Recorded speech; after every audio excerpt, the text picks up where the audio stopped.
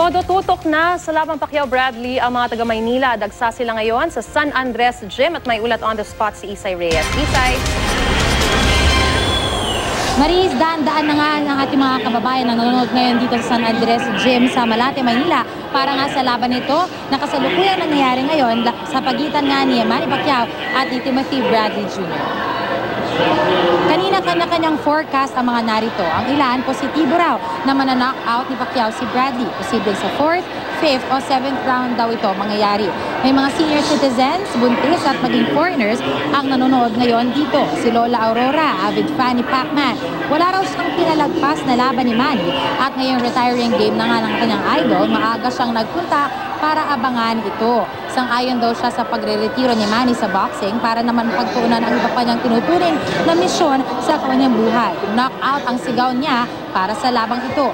May mga foreigners naman na mula sa London at Copenhagen, Denmark, na nalamang may laban si Pac-Man kaya't nakijoin sa mga Pinoy dito sa sports complex.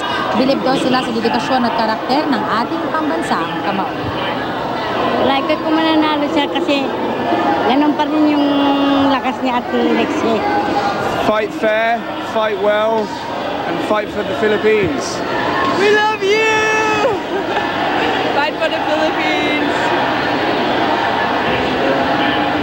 Maris, napakataas na ng enerhiya ng mga nanonood nga rito sa San Andres Sports Complex. No?